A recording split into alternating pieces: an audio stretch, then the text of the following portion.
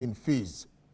We first of all take the Director of Corporate Strategy at the Human Resource Management Office, Mr.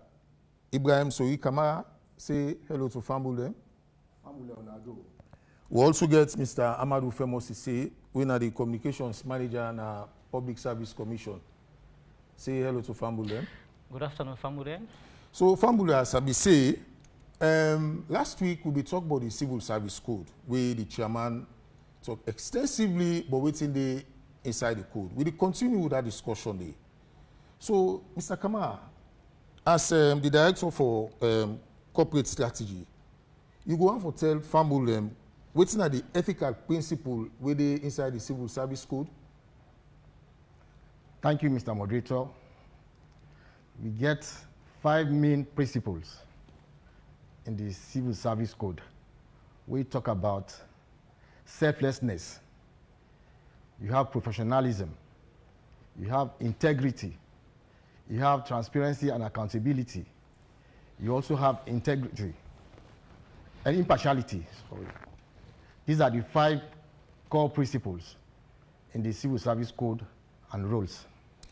Thank you very much. Then principle in the, if somebody go against them, waiting will be any penalty there if somebody go against them principle any because not to news for say, you know, some civil servants, you know, well, I know call and misbehave can do some kind of misconduct. But this particular code, if you go against them, any penalty there for the person with the breach them? Yeah, definitely, Mr. Moderator, we get penalties.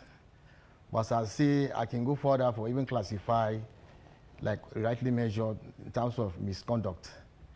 We get minor misconduct and major misconduct. Of course, for the minor, you as administrative head of the institution or the supervisor, you can do a verbal warning to the person. When you continue, you do a query. So, but when you come up a major, that side there, it's like still, you go issue as a query. Then we respond. If not issue way, it will still continue, then definitely you have to escalate them to the Director General. We instead have to look into them, set up a committee, look into them.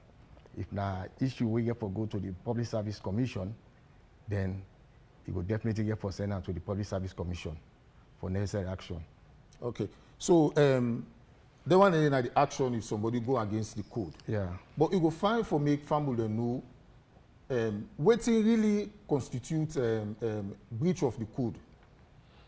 You get the code, you know what's in the inside, but what constitutes say I don't go against this code as well. What you for do wait for tell you say you don't go against the code. Well, as earlier on stated, we can classify this thing into 2 categories. Any one of them tier way they do, it's like you don't go against the code.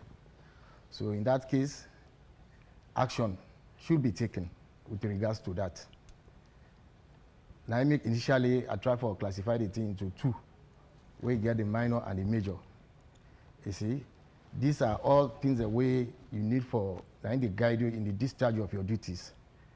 So the moment you contravene, definitely they don't fall short, then necessary action should be taken. Like waiting a minor and waiting a major.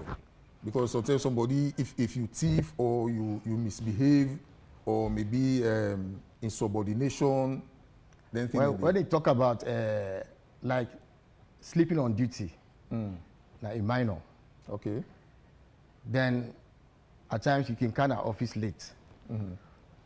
Down the back, we can take as minor. But when you continuously they do them, they don't go into major. So then they start as minor. But they continuously doing this thing, then definitely they escalate to a major misconduct. Then sexual harassment, then in a major misconduct at workplace. Okay. You see, drunkenness, this is a major misconduct. So all them things they did, Mr. Moderator, but because of time, I just want stop there for now. Okay, thank you very much, Mr. Kamal. We don't lay the basis for we. I come to you, Mr. Femo. Una get the constitutional mandate for recruit for the public service, but over the years, it's like una focus now more of the civil service. So I want to make you explain to we una recruitment process, how people and how they go about for doing a recruitment na PSC. All right, thank you very much, Usha. Let me just build on your introduction.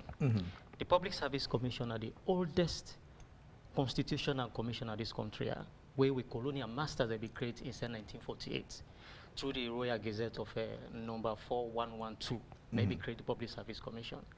And over the time, for make them able to improve on or for strengthen the Public Service Commission, the very colonial masters, they also grab them, do what we call public notice, 26 of 1953 and 28 of 1954, where it give the Public Service Commission the authority for one, make appointments, two, promote civil servants, and also transfer civil servants within this country. So currently, as you rightly say, we get a constitutional mandate where it provides for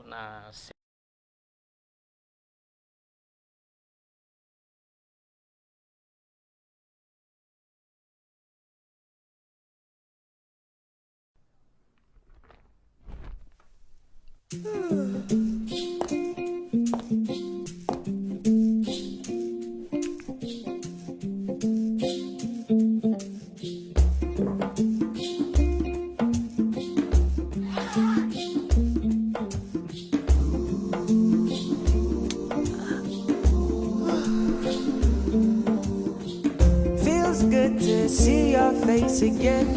It's been then get what they call when they get the recruitment process, we say they consider manpower hearing, where they bring about all institutions that within the civil service for consider and then talk about waiting at the current strength and waiting how many people they want for recruit in the following year, that they look at who said and get lapses where they want for bill on. So when they do that, the HRM they now grab, put that document together, and then ensure say any request where it come, if they in line with that particular agreement, what they agree on doing the manpower hearing.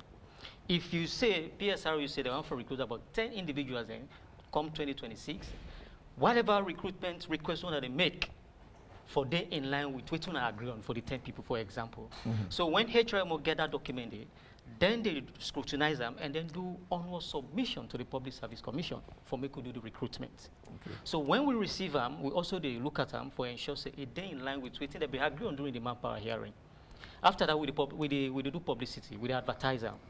We can use social media platforms, we use radio stations, we can use television, we can use newspapers, and even now we headquarter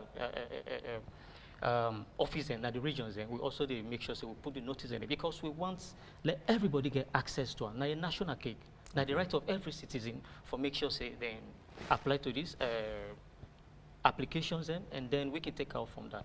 So after the application period on close, we get the Directorate of Recruitment and Career Development. We then they sit down and they now assess every application where they come in for determine whether they meet the criteria what we set.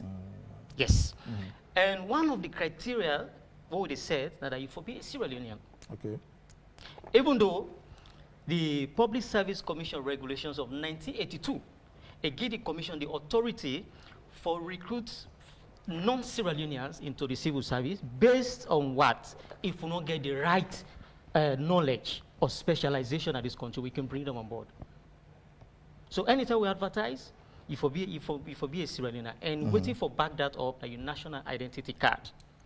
So after the assessment process, we move to the next stage based on the grade level.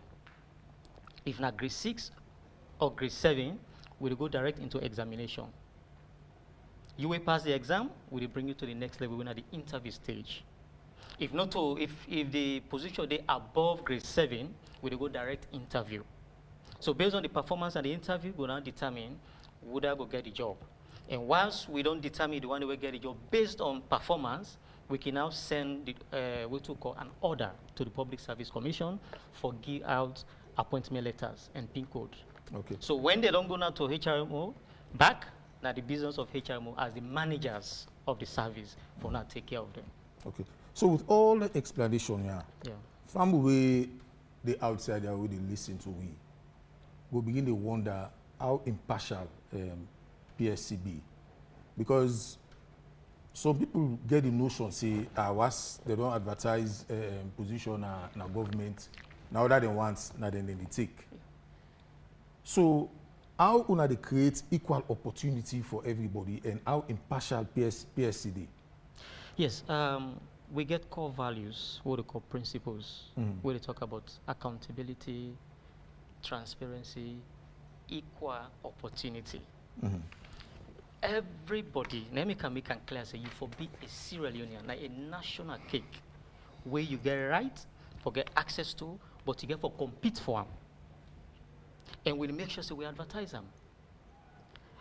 Everybody will see the advert, except you don't get interest.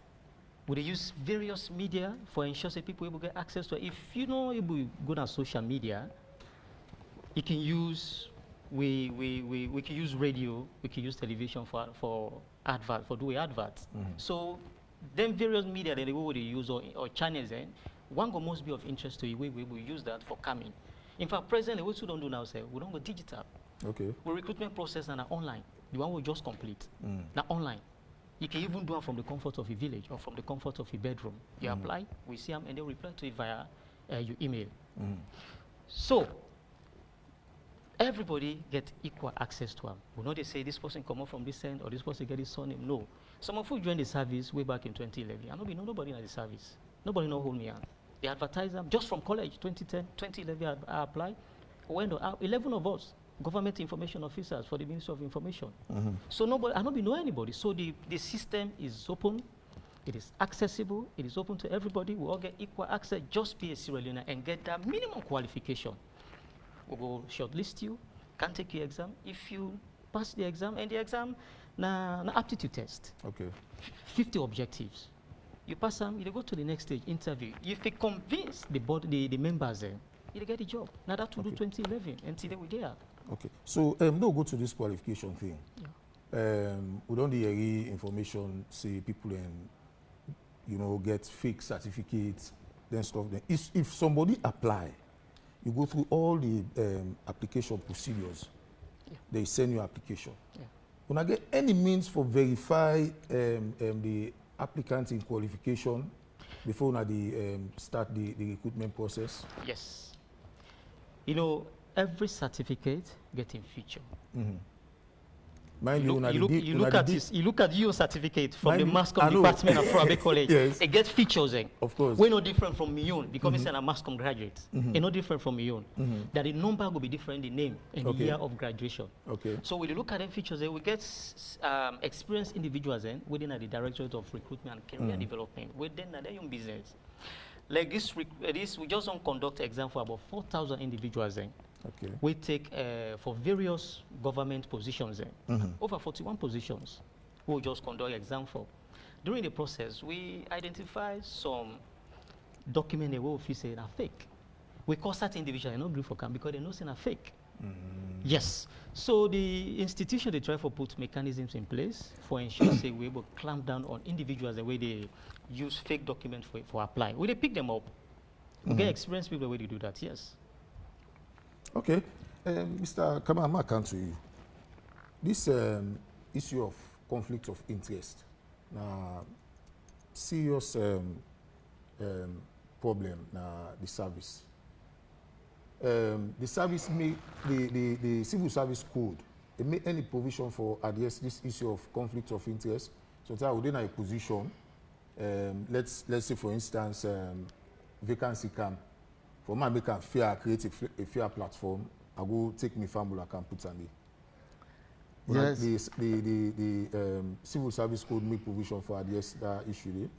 Yes, Mr. Moderator. This revised civil service code, I can tell you, say, we do a thorough job panel. And during the process, where the consultant with the team, they work on this document, we do some cross-references. We get this Anti-Corruption Act. We look at what it actually make the measure there on conflict of interest. Because we try for really bring on board and the Civil Service Code. Then we look at various documents, even right to access information, all of those documents. You see, the GUA Act, you see, but this perspective we ask we so now, we do a thorough job for make sure that we really do a detailed write-up in the area of the conflict of interest. Wherein they even tell you, say, in a situation where in a panel, then you don't see, say, somebody they win you relative, he come for this interview like PSRU, straight away if I do a disclosure, say I'm not going to sit down at this panel. In the area of procurement, then even they caution you, say enough for favor, do things for favor your own person in order for just win that bid day where they advertise. So the moment you see say you person or you get interest na any company or a supplier where they try for can bid na your office, straight away if you make a known to the authorities for say this person they can't bid for this thing, so that then go monitor the process and we know say as this person that if fair game they can't take place. You see, all the one they do them for try for avoid conflict of interest in the workplace. You see. Okay. So how the Civil Service Code they help for promote professionalism, integrity, and accountability? Well, these are like when you talk about professionalism, they always the advice you say in the process of discharging your duty, if you put your country first, no put money business in the terms of the decision making, where they try to take a decision, or material things. Okay. So they warn you against that one. Say, put your country first. So then in they tell you about selflessness, coming to professionalism. Instead they try to tell you, say, you get competency and what they talk about professionalism. That actually they try to tell you, say, if you really try to do your job in the best way possible, if you be diligent, if you be hardworking, just in the process of discharging your duties. So all those factors, if you always get them when you do your work. Okay. Go ahead. Yes, integrity. Okay. When they talk about integrity, instead they try to guide you in the process of discharging your duty, like as a civil servant. If you always know, say, anything we go do wrong, it represent an institution. So it demean the honor where the civil service get. So you have to be very careful. Even in the public place, your utterances, which they talk, you interact with people as a civil servant, you have to be mindful of that for maintain the integrity, the honor where the civil service gets. Talk about even the area of this transparency and accountability where you talk about, because we know say the government is our employer, we are the employee. So we for make ourselves open in terms of if possible want something from we for know about the operations in terms of decision making. Except in a situation where in the public, the general public, there's really no want for a specific information for go into the public domain, then it will reserve the one. Like talk about the security situation. Think we get for bring some security threat. That you know will just go disclose them. You see? So now the caution that we caution in terms of transparency and accountability. Okay. So now you talk on one salient area about security and confidentiality. So how the code they ensure confidentiality of information? Now, how the code they ensure confidentiality of information? Because some man go want to give information where you know say this information if I give them, it go jeopardize security and other things. So how the code the well, in order for actually for they will manage that kind of situation and As I've been starting my discussion earlier, I tell you, see, we do a cross-reference. Right, you get the right to access information. Then self get a document where then they use for say where they write you within 15 days if you make sure that you don't give the information. But in the civil service, we create a situation wherein we make and say at any time, first meet you for information. Before it divulge out to the individual, make sure that you get the approval of your boss before ever you divulge that information there. On no account, you just grab person can actually say, well, give me this information, you give them. Okay. You sit down in an offense. Okay. So look now to, before the code became into existence, we began the general orders. So now the general orders not there again. We get now the civil service code. We also get very recently the civil service policy. What's the difference between the three documents here? So the general orders, of course. When actually, Mr. Moderator, when you talk about the general order, this is a legacy we inherit from the colonial masters. There in those days, really, the focus is purely on personnel management and enforcing the rules and regulations. Now then basic thing and they need them in focus. Unlike the civil service code and rules, where you know say before we get this one now, initially we call it civil service code and rules and regulations. Then now human resource management. You see, now then focus on welfare of this, the workforce. Now you see the transformation where they don't take place even than the human resource management office. While today they talk about up to 8 directorates. Okay. Because the work really don't broaden, the scope don't broaden. Instead of just look at the personnel management, now we get various aspects who they look at. You see, you get a whole director of payroll, budgeting, and with human resource budgeting and planning. You get corporate strategy and administration. You see, so you get a welfare directorate, you get management services. So all those directorates, you have recruitment and selections. Okay. So that don't tell you say the scope actually is in the service. We don't broaden them. You see. Okay. So now the difference now actually, this now more of a human resource management now, and welfare of managing the welfare of the civil servant. Okay. So Mr. Femo, Mark, to you. Una they deal with critical aspect within the public service recruitment. Not so everybody go through recruitment successfully. Yes. The one that we sometimes we advertise for, we need 5 people. Sometimes over 5,000 people apply. So the one that will not go be happy, then will plenty. Yeah. So in case you get complaints for say a recruitment process was unfairly done, you know, they're not doing properly. Yeah. How do they handle them kind of complaints? I don't get them kind of complaint the day before, and how do handle them? We get this handbook, when a recruitment handbook. Okay. If you're gonna step 11, it talk about complaints. Allow me to redirect it, please. Okay. If anyone applying for a job feels that they have been discriminated against or unjustly treated during any part of the recruitment and selection process, they have the right to complain in writing to the commission within 1 month. So we talk about accountability, transparency. This is an accountability mechanism. Okay. You can come, file in your complaint to the commission, and the commission will not get any option but for look at that complaint there, look at your application details, and then we also go look at the examination, whether you take the exam, we look at whether they mark you unfairly, because even the marking, not to we do it. We bring people from outside for come to them. Okay. Yeah, because we want to ensure say there is fairness in the process. And again, when we hand over the document for let people mark them, what you could do, for example, get Shaka Wisha Comte, when in application reference number 0010. With the pull that you first page, you say you get your biodata, and they will replace it with your reference number when at 0010, and they hand over. So the one way they mark his script, not sabi you. Yeah.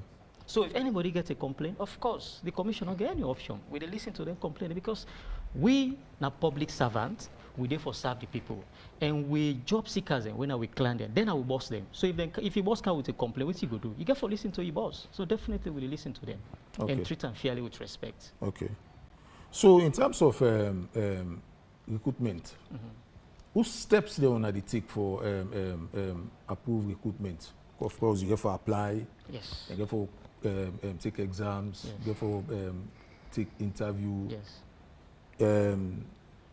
Some possible say are not connected, so I like I go there just to waste me time. So take me through steps then. Yes, as I said earlier on, the recruitment exercise they start with the MDAs, and then HRMO, when are the environmental managers of the public service, then they come in and organize what to call manpower hearing every year between August, September. Thank God the director of corporate affairs there.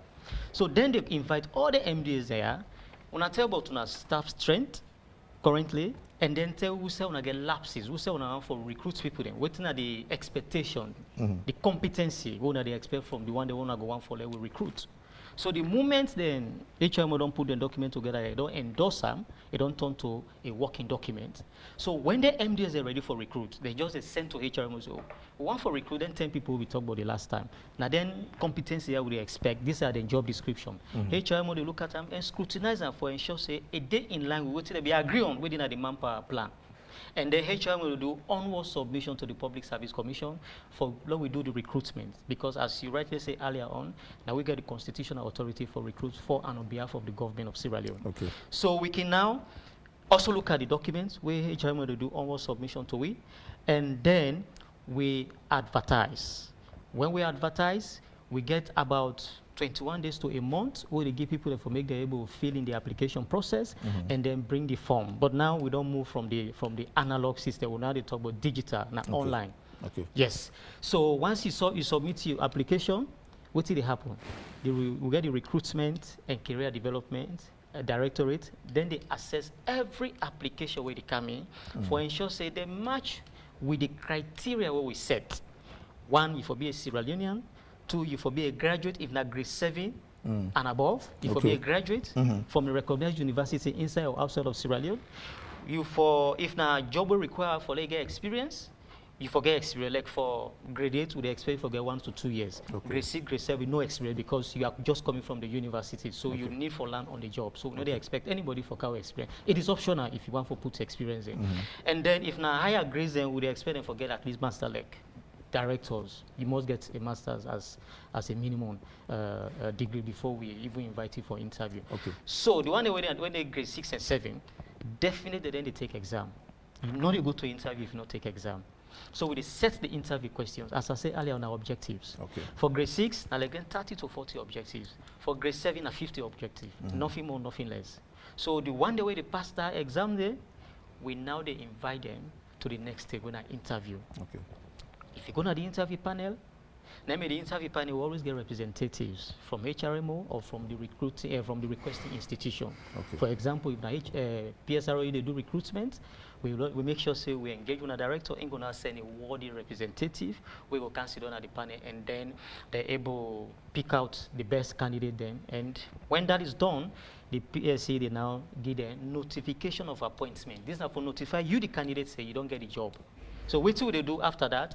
A copy of that notification plus your application form, and what happen at the interview panel, we collect and we send them to HRMO. So HRMO, now then are the managers, as I say, now then they manage the people that hold the recruits. So when they go back, they go issue out an appointment letter plus PIN code, and they want to do all a banking, they want a transaction for your bank, they for pay you, these are go na CID, go get, for the letter check your criminal record for make sure say you're a good citizen. So basically that is the process. So once that is done, HMO don't issue, they can just communicate back, say we are done with these guys. They are now in the service. Okay. And but again, we get a directorate when audit, directorate of audit, but we put stuff in place for ensure say, because their own responsibility for make sure say the one the way HRMO don't give appointment letters to whether they can work. Okay. As I say, some man they call it as misconduct offenses. Okay. So look now to the public service policy. I know we just want border with Andy. But I want to make you address one critical area, because the public service policy and the civil service code, they're somehow similar in terms of areas like recruitment, promotion, and discipline. So how you the how na PSC because una na the parent body. How na they ensure say recruitment, discipline, and promotion they in line with this new civil service policy.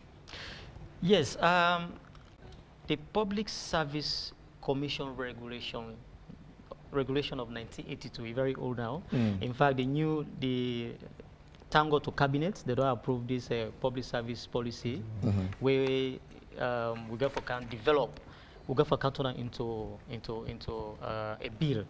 We're gonna pave the way for the development of or the creation of the first ever public service act at this country. We don't ever get public service act. Of course. Yeah. So this policy, this regulation, sorry, it then in line with the code, because they tell we say anybody will cross the line. It need to go through a disciplinary process. And that process they start with the hosting institution. For example, if somebody there in a Ministry of Information, we don't cross the line, or from agriculture, you don't cross the line, what will happen? Okay. That institution there, in consonance with the HRMO, then go start the investigation exercise. And once they don't get a conclusion, the outcome will now determine whether they forgot to HRMO for make HRMO say, take a look at them. Once HRMO is done with it, then they will forward on to it. We're at the last line, because I will get the constitutional authority for implement whatever conclusion we're going to arrive at. But we're not going to just implement it. We have to do your investigation. Okay. Yes, we hear it from the two sides, from the officer we involved, and even from the agency. We hear it from them. And the agency will go down do that investigation, not they sit down at the board. We don't want to make you influence the decision. We can bring you in if we want for hearing from you. But they sit down as an arbitrator, they sit down. Now the commission, they handle that completely. Okay. Yes. So, and then on promotion, we get this iPass now, where they inform. The one that will just don't endorse the promotion recently, the iPass will come along. So we get time for look at all of the iPass and then we say, okay, this person, it meets the requirement for making promotion. Yes. Okay. I come to you, Mr. Kamal. So look, in the area of enforcement. So, firstly, when I don't revise the civil service code, Yeah. I want to go ensure say civil servants understand waiting the inside this code, and also ensure say then comply with waiting the inside this code. Thank you, Mr. Moderator. It's like when we don't complete the process of printing the civil service code, even though we get limited copies, but we'll ensure that we make a memorandum, we'll forward this document to the permanent secretaries and head of department. Then we also try to inform them that we get electronic copy, since we get the amount of copies we'll get, actually, boku. So we say, well, we can give now either a WhatsApp number or website, so that at least we're able to access the copy, the soft copy. Okay. So down the, we don't send all MDs in the western area. In fact, that actually therefore lead me to even the popularization of this civil service code. Because as earlier stated, we get 14 chapters. Now we don't get up to 16. So we need to actually meet back the people. And since this is now the people's document, from the inception, we make sure that we bring them in consultation. After that, we do validation. Then after we don't finalize, we cabinet in 2024, December, we then approve this document. We're supposed to go back to the people and for able to explain to them through a PowerPoint presentation. Because now we don't get up to 16 chapters. You see, most of them take agenda mainstreaming, conflict of interest, you see, occupational health and safety, provincial administration. Then topics are all not been there. Then chapters are there. But with the new code, we make sure that we capture, because it's like we want this document for actually stand the test of time. Okay. So make sure that in fact, we just complete the 14 districts, wherein we do presentation and we give them few copies. Then we try to give them electronics, which is a way we're easily able to access. Then the DG, they try to engage the government printing department for let's see how we able to produce some copies. Then we will put a bookshop we will be at a minimal cost. So, but that actually we don't do. And now we get a monitoring where we normally the DG can take the lead, where they go now respective MDs for see how best people they comply with the civil service code. You see, so we can go around, and also they rely on the HR officers holding our respective MDs. Then get a quarterly report where they can send to we. So, by that quarterly report, we can go through and look, side where we see say in need with immediate attention, then we can easily step in and see how we address the issue then they. Because we want at the end of the day, really, the people and really for take this civil service code and rules very serious. Because you know go they in an institution, you don't know the laws will govern you in that institution. So now we could spend all the time for make sure that we visit the people and back, when then put this document together, for explain to them what we don't put, then the thing that we don't put say this way, if the default, social punishment now you get. So I sure say most of them will attend. Well, the popularization will continue. We will also get for try for see how best we will able to engage television program, radio discussion, you know, for still like this two things do so now are part of the popularization Of course, yes, yes. of. So we commend the initiator of this program for at least for giving us the opportunity. We will sit here today for able to highlight few areas them on this revised civil service code. Okay. So, Mr. Femo, time don't already the catch we. So now, the area of favoritism and political interference. Yeah. How na they ensure? How na they handle that one day? Because then they every time na they do recruitment, now they number one. Now na the topical issue. So how na they address them two critical areas? Yes, there is no room for that because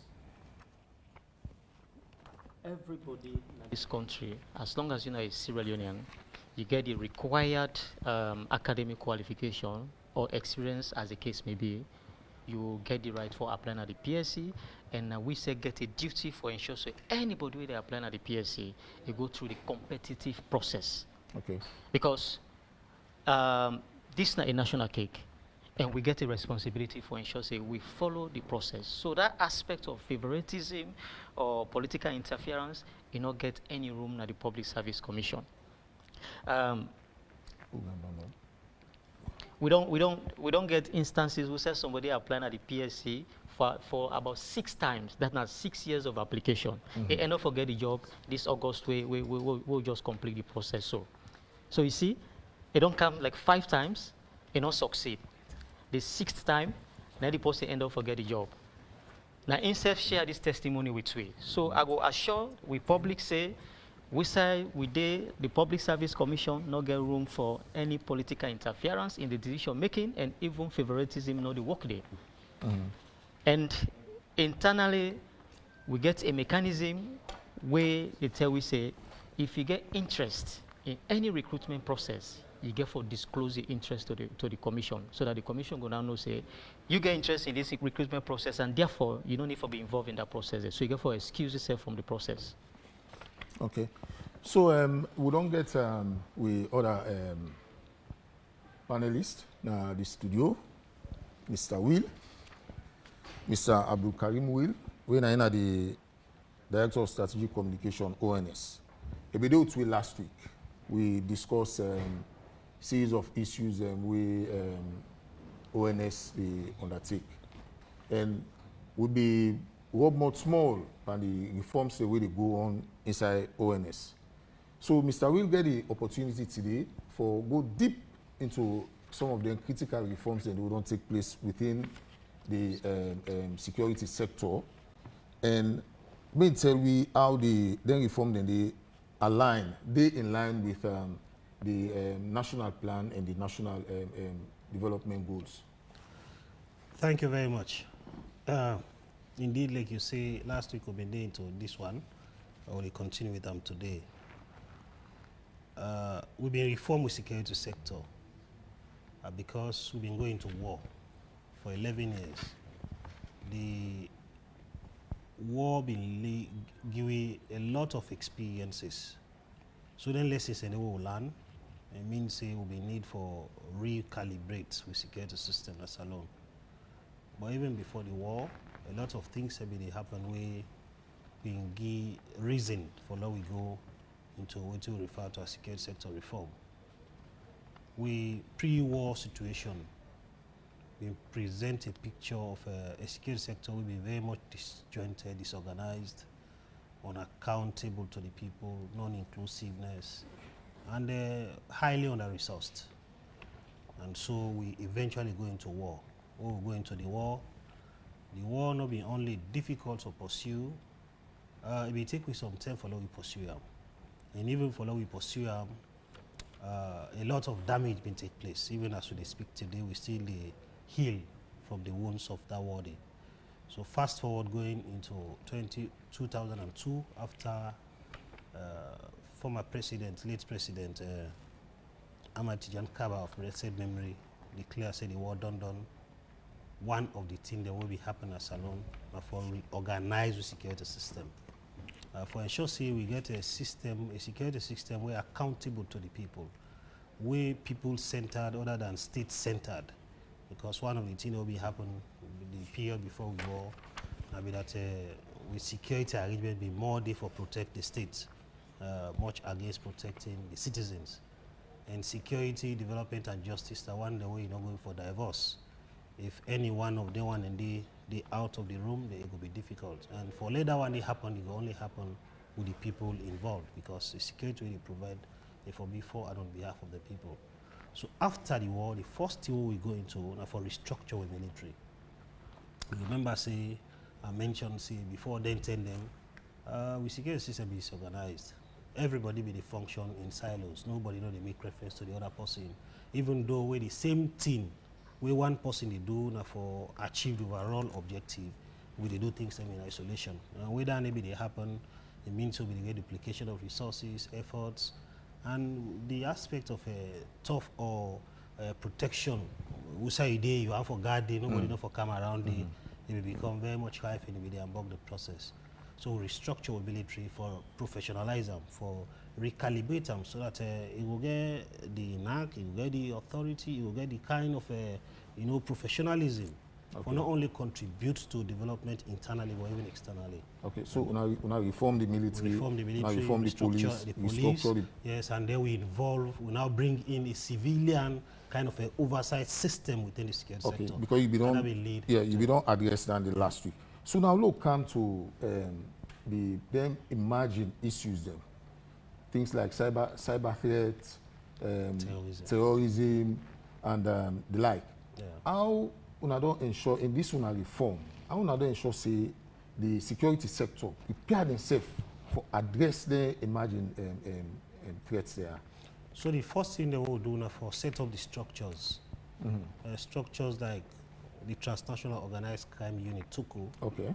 Now one of the national structures in that one day under the National Security and Central Intelligence Act, and even within the national security structure, now cater for that one day so that they will fight organized crime both internally and the one that we get dimension for affect to internationally. After we set up the structure, TUCU just one, we get the C Corporation project, we get the National Cyber Coordination Center, we get the cyber unit within the Sierra Leone Police, and all of their structures there for ensure say we fight organized crime in all fronts.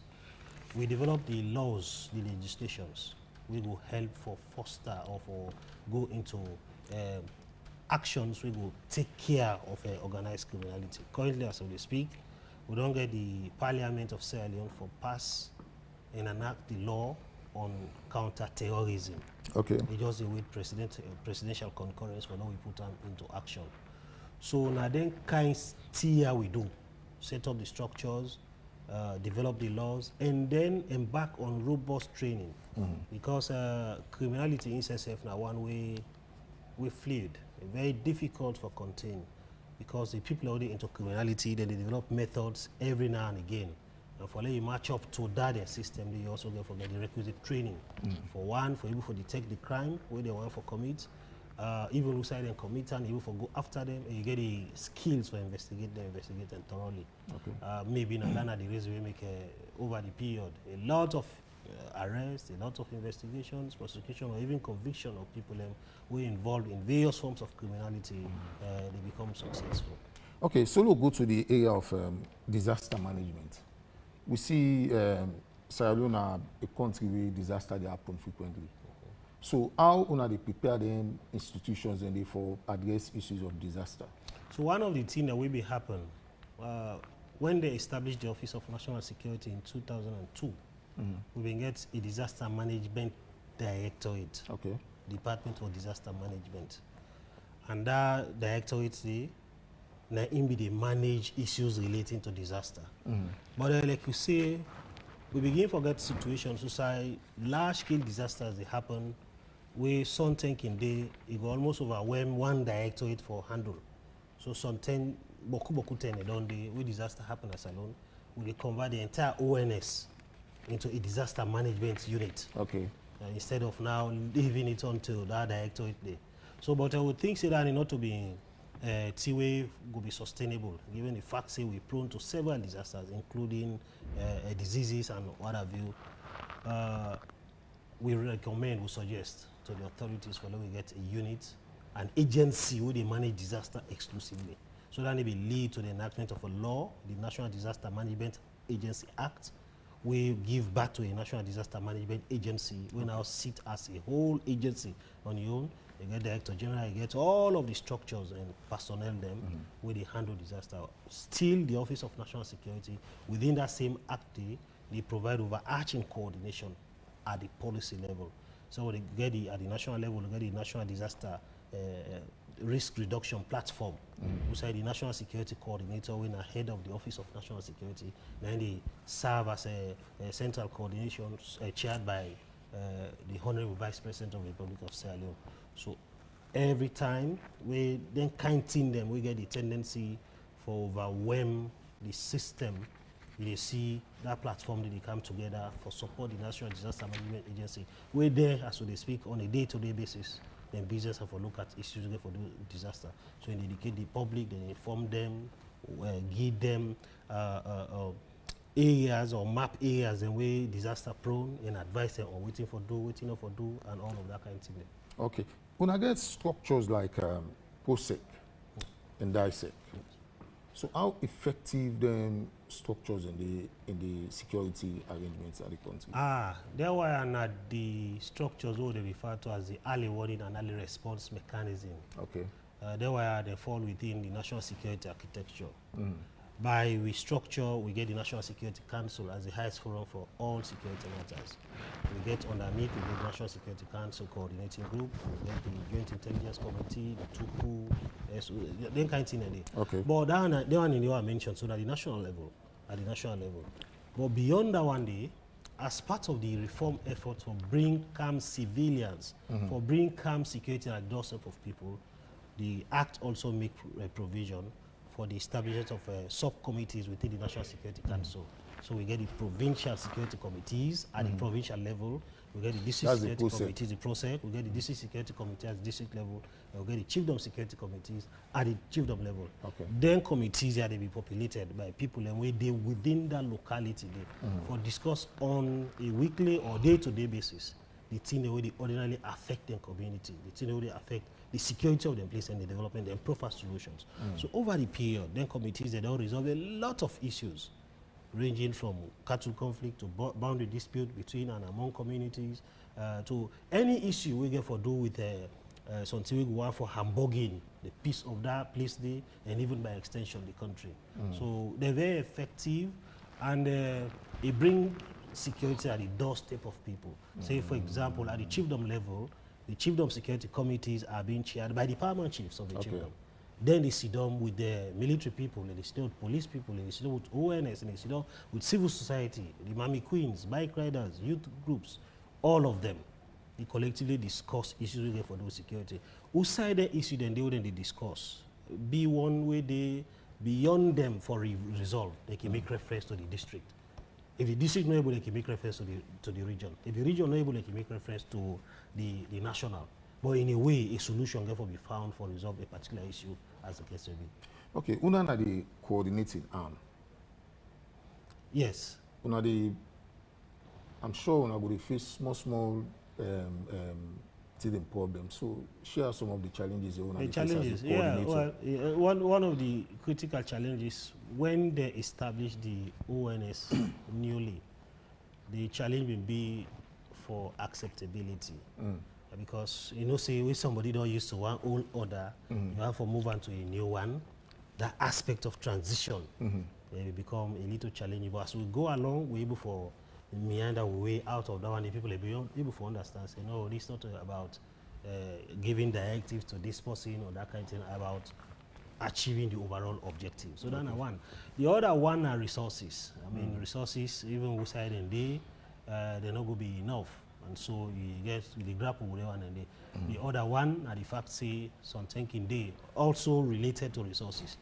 You don't recruit people, you get in an institution, you don't spend a lot of money, you spend time by them, resources by them, and then they move for greener pastures. Okay. Either within the same country, move for going to other agencies for for seek better opportunities and that kind of thing. So this one also na be issues of what is it? When again they provide the platform side people on a day-to-day basis, on a weekly basis, quarterly basis, or yearly basis, they come sit down for discuss issues. Okay. So we dey expect say then committees that they don't form. People there for attend meetings. Say for example, the process they meet every fortnightly. Okay. The district they meet every weekly. The same for the chiefdom at the national level. And people in the way by law, by legislation, and for DD, by statutory requirement, not there for DD. Some think in the way that people in they know they come. Even when they say that the same representation, it becomes so low that it water down the relevance of them discussions. Them. Not because the person will come, no go get the competence, but because you know get the authority for take decision. Because some of them committees who say people and go discuss and take decision, they become binding for everybody. So if you send somebody they will low, somebody will not even understand the system and that kind of thing, it will be difficult for them to reach a conclusions because something would say, Pastor, I will consult back, or I go report, and something some people they go send, and they even go back and report, give back refund to the authorities we send them. So some of them challenges in there. Okay. But they meander as we go along. Yeah. Thank you very much, Mr. Will. Now I come to you back again, Mr. Femo. We round up the program now. I ask you this last question. When I get the authority for sanction, but when I know we just sanction no more. When I get any reward mechanism if somebody don't perform well, when I get way for reward that person, then we answer that question. They will tell family the last word. Yeah, the aspect of reward, we get the IPAS system, where the individual performance appraisal system, where there is civil servant they sign every year with the MDSM. When an opportunity for let you MD assess you whether you deliver on which one agree on, and then you serve they assess your superiors whether they assist you for deliver on the mandate then they. And once you convince me through your IPAS say you perform, the next thing a promotion, it's a reward. Okay. Yes. It's a reward. We don't know promotion. Because we see some people and they in one position for so long, you know. In some instances, some man know they perform. Okay. And you know go reward somebody when they deliver. It creates a problem for the next people where they look towards that person. Okay. So but this man not deliver, but then promote him. Why me? So me say just go for bring him that kind of attitude so the not proper. So the reward system is sort of motivation for making able to deliver more. Okay. And mind you, as public servants, we get a mandate for deliver on we mandate for the people of this country because people are looking up to us. Of course. So what's your last word? Yes. My last word will be a thank you to cabinet, the cabinet, and then the leadership of the public service because we don't able to develop the public service policy. Cabinet don't approve them, and now we talk about for translate or transform into a bill where we go parliament for make a look at and follow get the first ever public service act in this country. Okay. Why we need this act here? Now because over the years we don't see say a lot of act-based institutions don't get the same authority where the Public Service Commission get. Okay. And they undermine the provision within we mandate within section 152 subsection 1 of the Constitution. So this Public Service Yes, Act will come. it will reposition the Public Service Commission. And Okay. another opportunity here from this act that we go able review the Public Service Commission regulation of 1982. It's over 40 years. Okay. So we need for review and for get something updated Okay. where we're able to use the kind of instrument we still use. Okay. And we don't move the trend, just like what my brother say on the security sector. They don't transform. So we say need for transform certain aspect of the public service for make we get a service we up to date. Okay, thank you very much, Mr. Famous. Yeah, Mr. Wilmington, your last word. We consider security for be we all business. Because we say security, then at the development day. And for less security day, less development day, then it means we all go for play with your own role. They want to misuse social media for letting refrain from doing so because they do well for the country. Thank you very much. Okay, Famul, now so we did got the cutting down. We don't come to the end of this program. We will come back again for discuss more reforms in the public service. So till we meet back, me will moderate this program. Me na Siaka Usha Conte, Head of Communications and IT in a Public Sector Reform Unit. Unatata.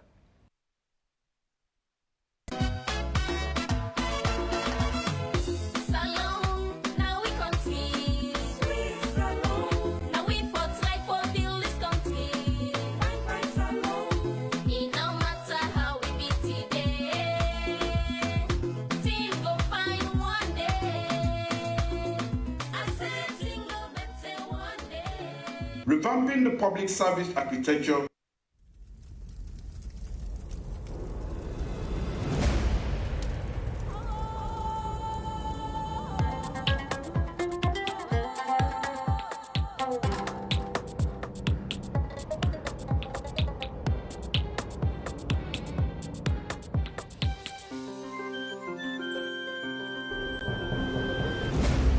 You're watching AYV Television.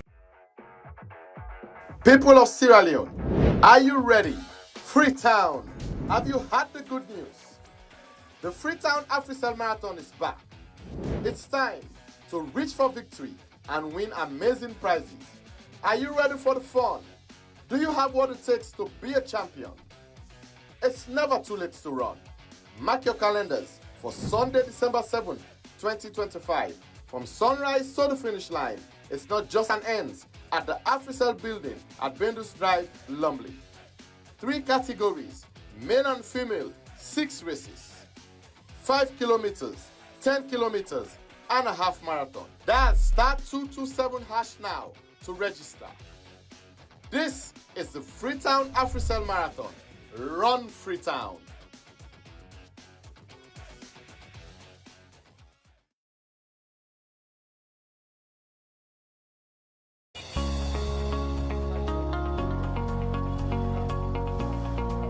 Oh man, I want to buy a new bike. No, no, yeah, but Shalima, end of year. All the money there inside the bag, eh? Okay, now check this stuff. What is it? It's like you young.